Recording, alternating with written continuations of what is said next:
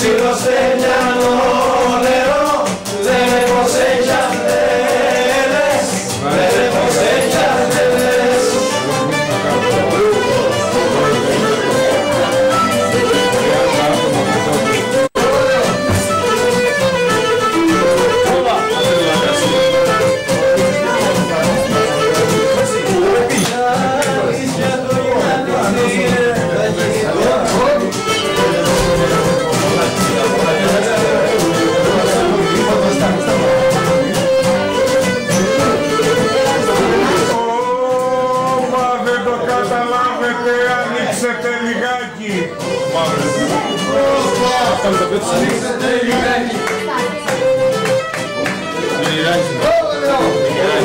Ανοίξτε λιγάκι γιατί χορεύει ο Όμιλος με το Χατζημαρκάκι.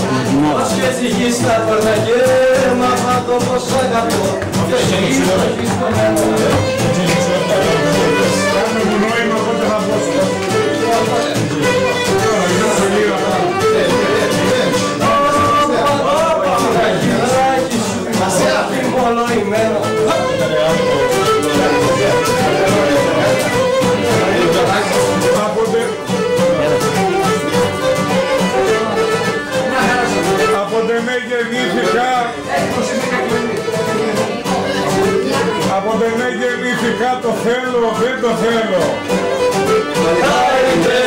Το θέλω, δεν το θέλω. Δεν γεννήθηκα, το θέλω, δεν το θέλω. Όπα, το θέλω, δεν το θέλω, έγινα φιλελεύθερος, όσα το Βενιζέλο.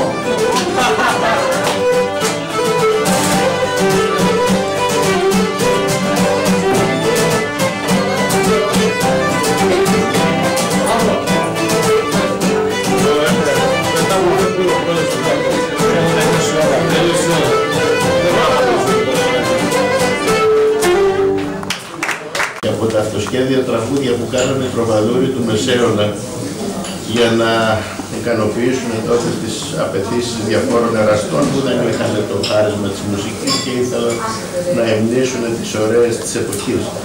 Αυτά κρατιόνται στην Κρήτη που παραμένει ένα μεγάλο σταυροδρόμι πολιτισμών και χαίρομαι που βλέπω ότι εμένουν οι κριτικοί σε αυτά και δεν έχουν μολυνθεί από άλλες ανατολικές επιρροές του Αμανέ και του Μπουζουκιού.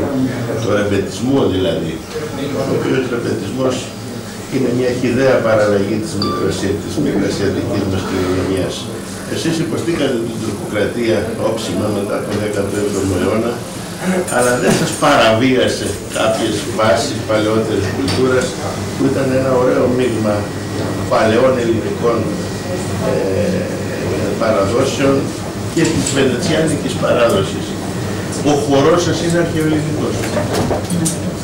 Αυτά οι σιρτοί χοροί τους οποίους διατηρείται είναι αρχαιοελληνικοί. Και το καλαματιανό ακόμα που χορέψατε πριν από λίγο Γιώργος με τα παιδιά είναι αρχαιοελληνικός χορός. Οι αρχαίοι ελληνικοί χοροί ήταν σιρτοί. Δεν είχαν επιδήματα. Αυτά πήγαν μετά ήταν σλάβικα και ήταν και πεκλιβάνικα από την Ανατολή. Εσείς το κρατάτε και αυτό το στοιχείο, το παλαιότερο ίσως στοιχείο της ελληνικής μουσικής κληρονομιάς. Ο σωστός σας αυτός είναι αρχαιοελληνικότατο, πολύ αρχαίος, προϊστορικός θα έλεγα. Λοιπόν, μέσα στην τέχνη τη δική σας υπάρχουν προϊστορικά στοιχεία που επιβιώνουν 3.000 χρόνια μέχρι σήμερα με τη σύνθεση με την βενετσιάνικη κουλτούρα, με την οποία ζήσατε εσείς 400 χρόνια και τη διατηρήσατε. Γιατί είχατε διαμορφώσει ένα γούστο το οποίο αντιστάθηκε στο ρεμπέτικο. Και αυτό εγώ το χαίρομαι στην Κρήτη. Στο ρεμπέτικο. Αντιστάθηκε στο ρεμπέτικο.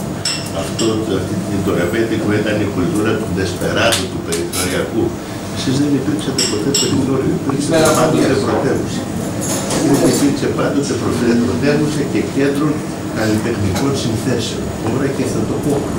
Ήταν ένας άνθρωπος που έφυγε από την Κρήτη και πήγε και έκανε καριέρα και καταγράφηκε μεταξύ των πρώτων ονομάτων της δυτικής τέχνης. Από κανένα μέρος της Ελλάδος δεν έχει γίνει αυτό το πράγμα. Και ρώτησε το βενετσιάνικο στοιχείο. Πόσα